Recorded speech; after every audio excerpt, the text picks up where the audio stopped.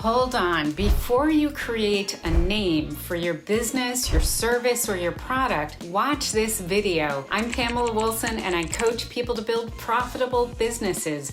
Subscribe to my channel so you can build your revenue with my help. What's tricky about naming your business, service, or product is that you might think the name you come up with is perfect, but your customers don't understand what you do, who you help, or how you help them. And that's why you need feedback, and you need the right kind of feedback. I'm going to show you how to get the feedback you need and let you know who you should never ask for feedback from. But before we dive into that, I want to let you know about Revenue Revolution, my free guide to generating large-scale revenue from a small-scale audience. You can find it at pamelawilson.com/revenue. If you're an expert in your field, my guide for leaders will show you how to make great online revenue from your expertise. My margin maximizer will help you to calculate exactly what you can earn after you account for costs. And my expert statement creator will show you how to write a few powerful sentences that you can use to claim your authority in your bio, on your website, and in personal conversations. Get it all at pamelawilson.com/revenue. It's free. All right, let's name your business, your service, or your product. Naming things is one of my favorite things to do. I think it's the main reason that I got into branding, because I just love to name things.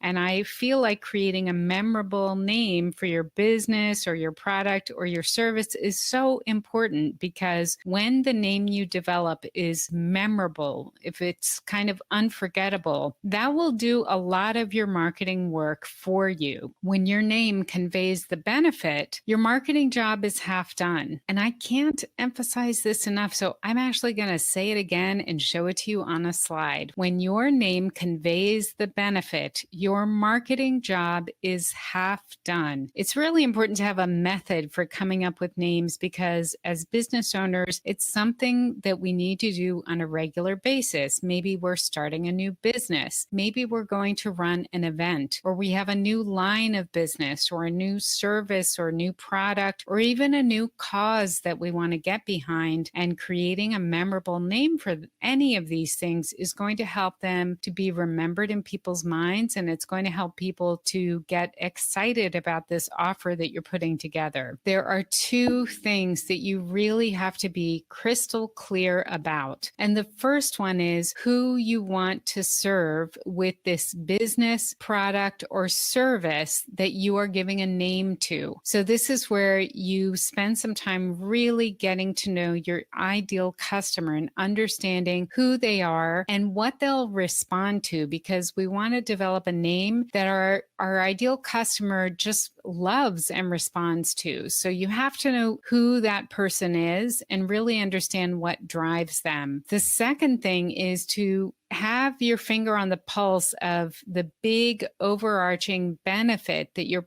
business, product, or service is going to deliver. Because in a perfect world, your ideal customer sees that name and they see how this thing that you are putting in front of them is going to benefit them immediately. So a great name it has this awareness of these two things. A great name understands who it's trying to reach, and it understands or communicates what the big benefit is. So I have an analogy. You guys know I love my analogies. So my analogy is this photo. So we have a photo of a server serving up a dish to a couple of customers at a table. So I want to see if you can put yourself in this photo. So this is you. You are the server, and you're in the act of serving, and your ideal customers are here. They're looking at this thing that you're putting in front of them that you've given a name to, and their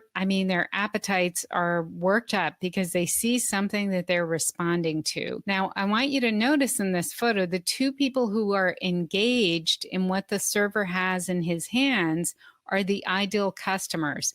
There's a guy in the background. I don't know if you see him, but there's a guy in the background who's got headphones on. He looks like he's looking at his phone or a laptop. He's not engaged at all. That is not your ideal customer. So it's okay if some of the people you put your offer in front of don't engage with it. They're not your ideal customer. You're really trying to tailor your name for your ideal customer only. And then your overarching benefit is what you're serving up. So this is the thing that you're going to be naming is what you're serving up in front of them. And having this information, who you want to serve and how they'll benefit, will really help you to stay focused on your customer as you're developing your name, not you. This is really not about choosing a clever name that sounds cool to you, but doesn't help to market your product or service or business. The idea is not to come up with a name that you respond to. I mean, it's a bonus if you actually like the name as well, but you really want to make sure that you're focused 100% on the customer you want to reach, and don't worry too much if, it's not a name that you respond to as much. It's really about focusing on your customer. So in the next section, we're going to talk about how to take this information that we've developed in this thinking about our ideal customers and thinking about this overarching benefit, and we'll turn it into an unforgettable name. Before we do that, though, there are a couple of things I want you to keep in mind if you are naming a business. So this is specific to you if you're working on a business name. The one question you have to ask yourself right off the bat, especially online these days, is, do I want to develop a personal brand that's based on my name, or do I want to develop a business brand? And I want to explain the difference between these two so you can think about this. It's an important decision. Your personal brand is based on who you are, your personal interests, and it's very much based on your personality. Personal brand normally carries your own name. So by default, you have to be personally involved in this business. You are the face of the business. There's nothing wrong with it. It's just an option, and you need to be aware of what this option means, I think. It is possible that if you choose to develop a personal brand, you're going to have to do some extra legwork communicating what you're about, because the benefit of your business is not going to be contained in your name unless somehow you have a name that communicates the benefit of the thing you're going to offer. But there aren't too many people who luck out that way. A business brand is normally, the name of the business brand is based on this overarching benefit that I'm talking about, the benefit that your business is going to deliver. And of course, tailored and targeted at this ideal customer.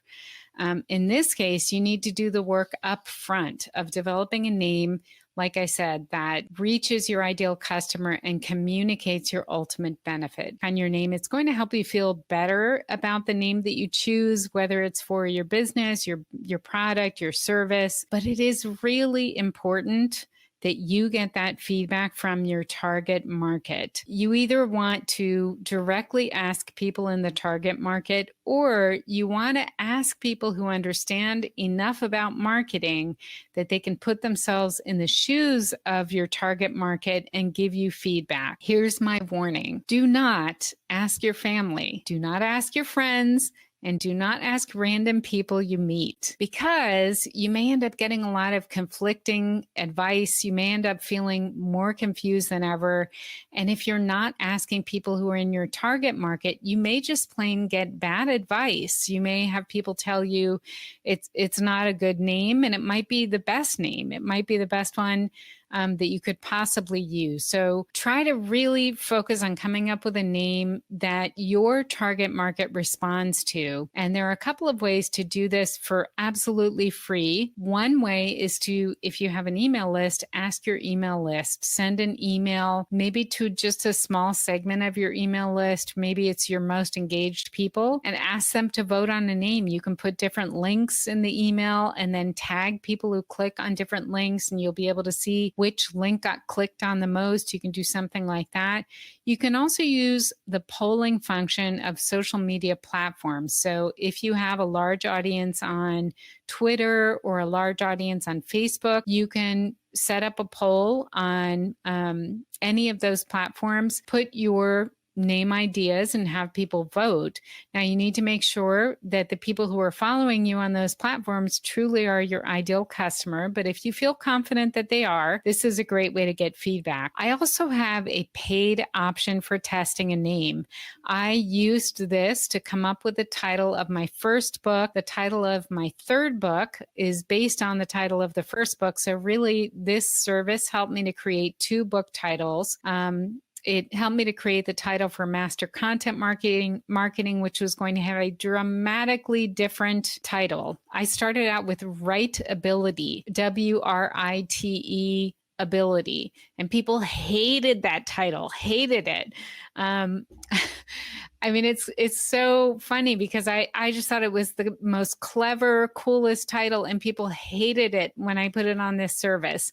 So I ended up going through this whole process, and I will add a link to a process you can use to kind of narrow down your names. But it's got the cheekiest name, Pick F-U. So, but it's pickfood.com. And what I recommend you do is they give you 2 different ways to get feedback. One is open-ended feedback and one is votes and explanations. I have found the votes and explanations option to be most useful because you can basically put a couple of options, let people just vote, and so you can quickly see how they respond. And then the explanations option gives them a place to write out their feedback. So you'll get people saying, love this, I want to read this. If it's a book, I want to read this. This sounds great. And then other people saying, like I threw up in my mouth when I saw this name or something. You have people saying all kinds of stuff. It's not super cheap. But if you are developing something that is going to be a rather large line of business for you, or something that a lot is riding on, then I think it's worthwhile to just have this vote of confidence. And they put it out in front of people and you get results very quickly. Usually, I think I usually got all my results within about an hour. All right. So before you start creating a new name for a product or a service or a business, I want you to remember these 2 things. Keep in mind who it is you want to serve with your new business, product, or service.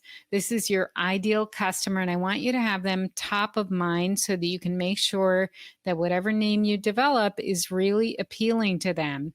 And then secondly, I want you to keep in mind the big overarching benefit that your business, product, or service will deliver. In a perfect world, your new name is going to reflect these 2 things, your ideal customer and the benefit that you're going to deliver. Like I said at the start of this video, a great name does a lot of the heavy lifting in your marketing. And that's why the name that you choose for your product or your service or your business is absolutely crucial. A powerful, memorable name can put you so much further ahead. When you get it right, your name communicates the big benefit that you deliver to the exact people that you want to reach. The name that you choose can enable your customers to see themselves working with you and to see the results that they can achieve. But a great name is not enough. You have to have a proven offer to go with that name. And if you want to guarantee that your offer will work, you have to test it. Well, lucky for you, I have a video that shows a super fast process